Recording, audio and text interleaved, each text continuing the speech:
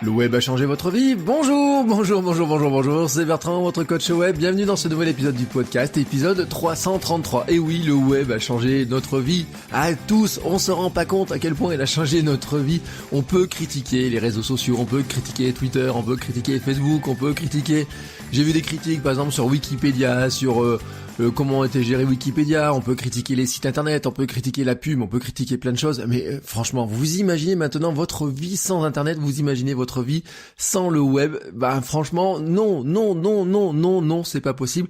Moi qui ai grandi, avant, j'ai connu internet qu'autour de mes 20 ans, dirons-nous, c'était, je me rappelle bien, parce qu'en 95, 96, vous voyez, je faisais mes études à l'IUT, et en IUT de gestion, et là vraiment, le web a dévié carrément la trajectoire professionnelle, que je n'avais aucune idée de toute façon, là, de ce que je voulais faire. Je savais que peut-être de la gestion d'entreprise, peut-être du marketing, peut-être de la communication, vous voyez, des choses comme ça.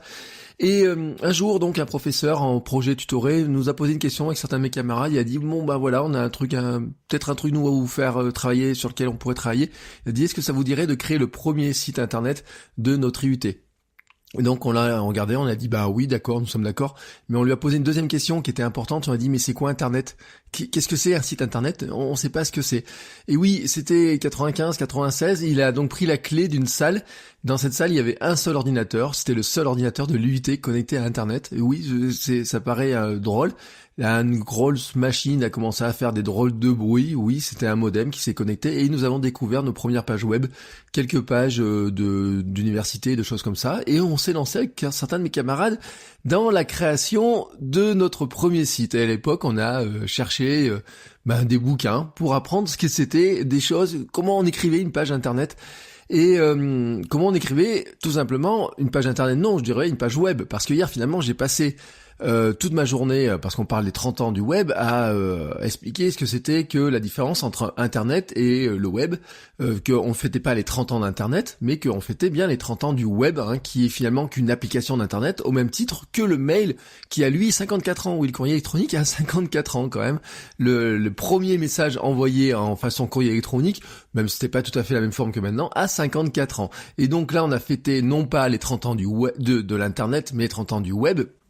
Et donc, cette capacité, ce maillage d'informations qui nous permet d'aller de lien en lien, de page en page et de consulter autant d'informations.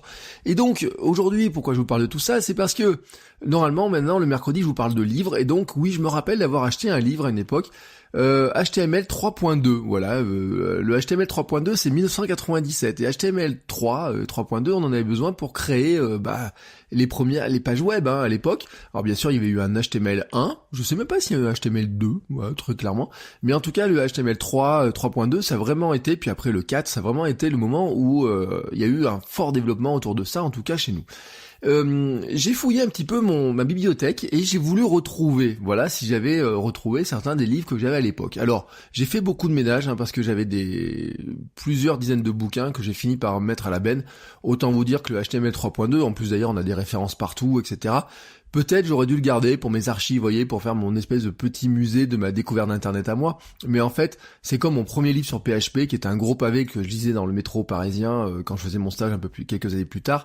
Ce sont des livres que je n'ai pas gardés. Mais en revanche, voilà, lors du dernier déménagement, il y a des livres qui ont quand même trouvé une place dans ma bibliothèque, alors que d'autres sont partis à la déchetterie. Alors, j'en ai trouvé donc certains de ces livres, et j'ai trouvé celui qui est pour moi le plus ancien de ceux que je possède encore. Alors, quel est ce livre? Alors ce n'est pas Tout savoir sur le web 2.0 qui est rempli de services morts depuis. Non, c'est un livre qui date de 2008, ouais, de 2.0. Quand j'entends encore des gens dire qu'ils sont du 2.0, vous voyez, ça m'érisse un peu le poil parce que le 2.0 a été digéré depuis très longtemps. Mais oui, ce livre a existé et il est rempli de services mais morts, mais vraiment dans les réseaux sociaux, dans les services, etc. À l'époque, c'était la grande époque de Dig d'ailleurs. Vous savez, on avait ce qu'on appelait le dig effect, on faisait des dig likes, etc. Bon dig maintenant c'est vrai qu'on n'en parle plus comme ça, même si bien sûr le principe de partager des liens reste, mais il y a d'autres outils qui sont nés à côté. Ce n'est pas non plus le livre Les podcasts, écouter, s'abonner, créer ou podcasting, votre nouveau moyen de communication audiovisuelle, qui datent tous les deux de 2006. Oui voilà, j'ai 2 livres sur le podcasting qui datent de 2006 et qui vous expliquaient comment créer un podcast. Il y en a un qui est spécifique Mac, vraiment, hein, avec toutes les logiciels vraiment spécialisés Mac, et puis il y en a un qui est plus généraliste. Mais voilà, c'était comment à l'époque on pouvait commencer à créer un podcast et comment on pouvait le publier, comment on pouvait écouter tout ça. J'ai aussi retrouvé un livre qui s'appelle Le Zen des CSS, qui date autour de 2005-2006. C'était les grands débuts du CSS. Ouais, alors le CSS, on en a partout maintenant, mais il faut se rappeler qu'on a commencé, moi j'ai commencé le web sans CSS. Hein. C'est une anecdote que je racontais à mes étudiants il y a pas longtemps, quand ils me disaient ouais, le HTML c'est compliqué, le CSS c'est compliqué, on n'a pas envie d'en faire, etc. Je leur disais oh, non mais c'est pas compliqué, mais il y a quelques pratiques et tout, mais le CSS, il vous a quand même simplifié la vie. Je dis, mais non, le problème, c'est que vous faites tellement tout avec des trucs genre Bootstrap et compagnie que vous voyez pas en fait tout ce qu'on a dû faire en CSS pour arriver à faire des choses. Et je disais, en web, on faisait des trucs. En CSS, vous vous rendez même pas compte à quel point c'est facile. Vous voulez mettre une bordure à quelque chose, à un élément sur une page. Bon, en une ligne, c'est fait, quoi. C'est tellement simple. Je dis avant, à une époque, je me rappelle très bien d'une époque où quand on voulait faire un encadré dans une page, vraiment en HTML, on faisait un premier tableau, on mettait une seule cellule, on la remplissait de noir, on mettait juste un padding de 1, une petite marge de 1 dedans, et dedans on mettait un deuxième tableau, on mettait un fond blanc, donc ce qui fait que quelque part il restait juste cet encadré. Et on jouait comme ça avec des tableaux qui s'imbriquaient les uns à l'intérieur des autres, etc. On avait des fois des dizaines de tableaux qui pouvaient s'imbriquer, et puis on faisait ça avec nos petites mains. Hein. Moi j'ai commencé avec Notepad, et puis après Dreamweaver est arrivé, mais on essayait de trouver comme ça des astuces pour avoir de la présentation, parce que au départ, le HTML, le web, il n'y avait pas de présentation, c'était du texte très brut, des liens, etc. Petit à petit, on a eu du CSS qui est arrivé, plein de choses qui sont arrivées. CSS Zen Garden, c'était justement ce principe-là de montrer ce que permettait de faire CSS. C'était un fichier HTML qui était mis à disposition, vous preniez ce fichier-là, et dedans, en fait, on vous disait, vous créez une feuille de style qui permet d'habiller ce fichier HTML avec des images, avec la présentation du texte, etc. Ça permettait de démontrer les capacités de CSS qui était déjà à l'époque CSS 2. Voilà, 2005-2006 ce livre, 2005 l'édition américaine, 2006 l'édition française. Alors je suis encore remonté un peu plus loin et je suis tombé sur un petit guide CSS précis et concis. Et lui, il date de 2001. Et oui, j'ai un livre sur CSS qui date de 2001. Alors lui, il distingue toutes les propriétés de CSS1, parce que là, c'est bien CSS1, édition Oreilly. Hein, voilà, c'est un petit guide qui est pas très gros, mais qui a toutes les caractéristiques de CSS1. Et leur adaptation sur les moteurs, les navigateurs de l'époque. Internet Explorer 3, 4 et 5. Oui, on n'avait pas encore le 6, et le 6 avait réglé un petit peu les affaires de tout le monde. Netscape 5 et 6, Opera 3 et 4, je crois, voilà, il me semble. Quand je dis que Internet Explorer 6 a réglé tout le monde, c'est que IE6, à un moment donné, ensuite, est devenu la référence de tous les navigateurs. Et donc finalement on a oublié les 3, 4, 5, on a oublié Netscape et compagnie sont devenus d'autres projets qui ont eu une longue vie depuis. Opera, on a toujours de Opera qui est là, mais IE6 s'était imposé à un moment donné comme étant, on va dire, 90 ou 95% peut-être des navigateurs, comme un petit peu Chrome, vous voyez qu'elle s'est imposée dessus. On optimisait tout pour Internet Explorer 6, mais avant, même si sur le début de CSS, il y avait, comme c'est le cas maintenant, sur les nouvelles normes CSS, les nouvelles normes techniques, il y a des choses qui marchaient sur le 3, sur 4, et qui marchaient sur Netscape, mais pas sur Internet Explorer. Il fallait savoir sur quel navigateur on était. Et donc finalement, quand Internet Explorer 6 était devenu un peu le standard, tout le monde était un peu content. Mais on se rendait pas compte, en fait, des dérives et des pièges qu'il y avait là-dedans. En page 14 de ce livre, il décrit le fameux modèle de boîte qui va faire s'arracher les cheveux de tant d'intégrateurs de l'époque. Car en fait, c'était l'exemple type de choses où tout n'était pas pris en compte de la même manière, c'est-à-dire que les navigateurs, les boîtes, c'est quoi? C'est quand vous faites un paragraphe ou une div que vous voulez encadrer, vous voulez mettre des marges ou à l'intérieur ou à l'extérieur, etc., vous mettez des bordures. Les navigateurs les calculaient pas de la même manière. Il y en a certains qui prenaient les bordures, certains qui les prenaient pas, et qui prenaient les marges intérieures, les marges extérieures.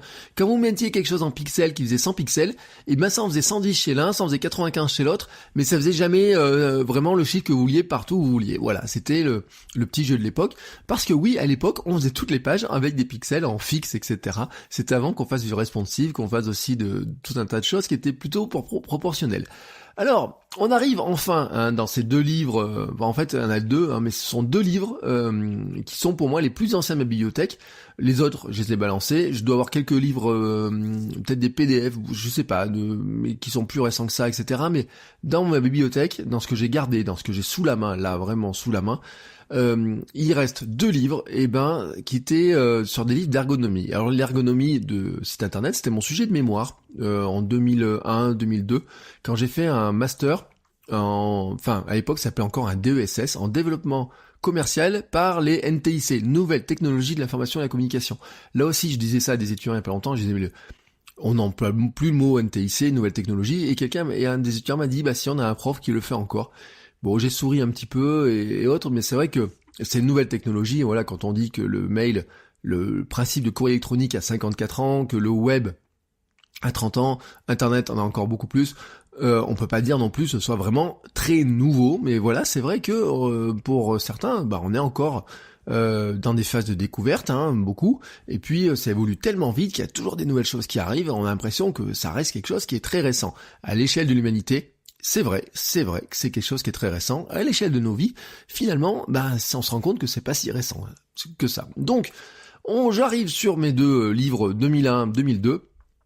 Et qu'est-ce qu'ils me racontent ces livres ? Eh ben, il y en a un, il s'appelle Zéro prise de tête, de Steve Krug. Alors, il est sous-titré Quelques règles simples et un zeste de bon sens pour concevoir des sites web intuitifs et efficaces. Alors l'auteur en fait faisait un petit peu le tour des bonnes pratiques, etc. De tout ce qu'on pouvait mettre sur un site, vraiment la logique c'est de dire on peut mettre plein de choses sur un site, mais si vous le rendez trop compliqué, c'est le bordel. Il faut organiser l'information, commencer à avoir des sites qui étaient compliqués à organiser parce qu'on mettait plein de pages dedans. Et l'auteur faisait alors tout un chapitre sur les menus à onglets. Oui, des menus à onglets, vous savez, des petits trucs ronds avec les coins arrondis, etc. Et peut-être vous vous rappelez de l'époque, le site de référence de ça, c'était Amazon avec ses onglets. Et alors tout le monde voulait faire un site qui reprenait ces onglets, etc. On faisait des tutoriaux pour expliquer comment on découpait les onglets sous Photoshop avec des transparences pour qu'il y ait l'arrondi, mais que les onglets puissent s'agrandir, s'élargir à la bonne distance, mais que le texte soit pas collé dedans, etc. Bref, des trucs que maintenant on fait en quelques lignes de CSS tout simplement, parce que les onglets on peut les dessiner facilement, on n'a pas besoin de faire des images, on n'a pas besoin de faire tout un tas de choses, mais à l'époque, je peux vous garantir qu'on s'est arraché les cheveux plus d'une fois là-dessus. Et donc, ce livre de Zéro prise de tête, vantait la navigation par onglets, pourquoi les onglets c'est génial et tout. Il reprenait notamment l'analogie du classement de papier dans des classeurs où vous avez des intercalaires, etc. Voilà, on avait reproduit avec les onglets le système des intercalaires. Et puis j'en arrive à ce fameux livre dans lequel il y a d'ailleurs un conseil qui est très intéressant, et c'était l'objet finalement de l'épisode. C'est la Bible, un petit peu de l'époque en matière d'ergonomie, et un petit peu la référence, le pape de l'ergonomie de l'époque, même si on en entend beaucoup moins parler, je trouve maintenant, qui s'appelle Jacob Nielsen, et son livre c'était Conception de site web, l'art de la simplicité. Et vraiment, l'art de la simplicité, c'est un livre qui a marqué son époque. L'auteur, en fait, a toujours prôné la conception de sites simples, et on s'est souvent moqué de lui parce qu'en fait, il avait des sites vraiment très moche, la simplicité totale. Si vous étiez graphiste et que vous vouliez faire un site à la Jacob Nielsen, vous alliez trouver ça très ennuyeux parce que finalement, il n'y avait pas beaucoup d'éléments graphiques, il y avait beaucoup d'éléments de texte, de navigation, de choses comme ça, mais d'avoir des pages qui étaient très simples. Et alors, ce matin, je l'ai feuilleté un petit peu comme ça, pour voir un petit peu ce qu'il racontait à l'époque quand même. Et je suis tombé sur une page où il comparait les différents moteurs de recherche. Infoseek, AltaVista. Alors AltaVista, je me rappelais pas, mais dans AltaVista, vous avez des pages de recherche et il montre une copie d'écran où il y a des dizaines d'options avec des cases à cocher pour préciser sa recherche. Excite, Ask Jeeves, qui était plutôt un métamoteur. Vous tapez de recherche, il vous donnait ensuite une dizaine de listes de listes déroulantes pour dire dans tel site, est-ce qu'il y a tant d'informations, est-ce que je vais aller voir telle information dans tel site, etc. Et puis, sur la page à côté, vous avez Google avec sa simplicité, juste 2 boutons avec chercher sur Google et j'ai de la chance. Et puis, il affichait à l'époque encore dans la copie d'écran, peut-être vous en rappelez, à côté de chaque résultat, il affichait un petit nombre, petite barre rouge avec le nombre de backlinks. Qui montrait en fait combien il y avait de liens qui pointaient vers cette page-là, et on se rappelle pas, mais que le PageRank, en fait, c'est la base de ça, c'est combien il y avait de liens qui pointaient vers une page, et que, je le dis souvent, dans la pensée de Google, quand ils ont créé le PageRank, quand ils ont créé ces outils-là, et finalement, le lien que vous faisiez vers une page, c'était comme une sorte de vote, comme une sorte de j'aime. Vous, en faisant un lien vers une page, vous recommandiez aux gens d'aller voir une page, donc vous votiez pour le contenu en disant que ce contenu-là était intéressant, et le backlink, le lien vers un autre site, on peut toujours le considérer comme ça. Voilà, quand vous faites un lien vers quelqu'un, vers un site internet, vers une personne, vers un podcast, vers une vidéo, que ça soit sur Twitter, sur votre site ou quoi que ce soit, c'est toujours un vote, c'est toujours un partage de dire ce lien-là, il est intéressant. Et donc, à l'époque, Google le matérialisait vraiment. Alors, il y avait un petit mode d'emploi sous le moteur de recherche pour expliquer comment ça fonctionnait, mais bien sûr, ils l'ont fait assez rapidement disparaître. De même que ces notions de page rank, de nombre de backlinks, etc., ont été un peu truquées. Un nombre de backlinks, c'était facile à truquer. Et Google s'est amélioré au fur et à mesure, mais on se rend compte que, bien sûr, au départ, ils sont arrivés avec quelque chose qui était extrêmement simple, comparé à AltaVista, comparé à Infoseek, etc. Alors AltaVista, pour ceux qui se rappelleront peut-être, il y avait aussi le Hasta la Vista, qui était le moteur de recherche qui permettait de trouver des logiciels piratés. Voilà, ça c'est mon petit souvenir, je cite souvent, mais il y avait AltaVista, av.com, racheté par Google plus tard, et puis Hasta la Vista qui permettait de retrouver des logiciels, des codes pirates, etc. Et donc, toujours dans ce livre de Jacob Nielsen, L'art de la simplicité, il donne des conseils bien sûr sur le contenu, sur comment organiser le texte, comment organiser son site, comment le structurer, etc. Et donc, je suis tombé sur une page où il donne quelques conseils sur le contenu. Et voici ces conseils. Rédigez des textes courts, faites relire vos pages, ça c'est essentiel, écrivez en langage clair, réduisez la taille des pages. Jacob Nielsen, dont je vous le disais, était réputé pour avoir un site assez moche, mais il plaidait vraiment pour des pages courtes, et il donnait une stat qui était intéressante dans des études de 95. Alors, une stat disait que les liens importants devaient toujours être placés au début du contenu, car l'utilisateur clique sur les liens immédiatement visibles s'il le trouve intéressant. C'est d'ailleurs pour ça que beaucoup mettaient des balises pour ouvrir dans une nouvelle page, vous voyez, pour un target sur la cible du lien, pour target blank, pour ouvrir dans un nouvel onglet maintenant, mais dans une nouvelle fenêtre de navigateur, pour éviter que les gens partent de sa page, parce que tout simplement, si dès qu'il voit un lien, l'utilisateur clique sur le lien, il part sur notre page, et on disait, il va pas lire la suite. Et puis, dans cette étude de 95, Jacob Nielsen relevait un truc, il disait, 10% seulement des utilisateurs faisaient défiler la page en dessous de ce qui apparaît dans le navigateur lors de l'ouverture de la page. C'est ce qu'on appelle la ligne de flottaison. Donc, quand vous ouvrez une page sur votre navigateur, tout ce qui est en dessous, du moment que vous devez faire défiler, c'est ce qui est sous la ligne de flottaison. Et déjà, il disait dans une étude de 1995, que déjà ils avaient observé que seulement 10% des utilisateurs faisaient défiler la page, faisaient défiler la page. Autrement dit, 90% finalement se contentaient de voir ce qui apparaissait à l'écran. Et il notait quelque chose qui est très intéressant. Seule exception, les utilisateurs font défiler une page quand l'article les intéresse. Et au moins, voilà, là-dessus, on peut dire, les copies d'écran sont vieilles, les conseils, certains sont peut-être plus adaptés, on fait peut-être plus les onglets, on les fait peut-être pas de la même manière, on a plein de nouvelles technologies qui sont venues, mais ce conseil-là, il est vraiment essentiel. Les utilisateurs font défiler une page quand l'article les intéresse. Les utilisateurs sont capables d'écouter un contenu long, de regarder une vidéo longue, de regarder des textes longs quand le contenu les intéresse, quand l'article les intéresse, et c'est la clé de tout. Vous devez faire du contenu qui intéresse les gens, vous devez faire du contenu qui soit, bien sûr, l'ergonomie, c'était comment on le rend présentable, etc. Mais si le contenu est beau, présentable, mais qu'il n'intéresse pas, que finalement on se trouve qu'il est insipide, qu'il n'a aucun intérêt, on fera pas défiler, on lira jamais, on n'ira jamais jusqu'au bout de la vidéo, jamais jusqu'au bout du podcast, jamais jusqu'au bout, mais c'est valable aussi pour un livre ou pour plein de contenu. Et donc voilà le conseil, mais qui est valable et qui sera valable encore des années, et pour le reste des années que nous avons à vivre, c'est que vous devez faire du contenu qui intéresse vraiment les gens. Voilà, là-dessus, on peut dire que le web n'a pas changé et que ça changera pas. Que c'était valable pour le web, c'était valable pour tous les documents qui ont existé avant, c'est valable aussi pour ce que vous voyez à la télé, au cinéma, etc. Il faut faire du contenu qui intéresse vraiment les gens. Voilà, c'était un petit peu la petite leçon, cette minute nostalgie de mon archéologie dans ma bibliothèque. Par curiosité d'ailleurs, tiens, quel est votre livre le plus ancien sur le sujet autour d'internet, autour de la création, autour du web, etc.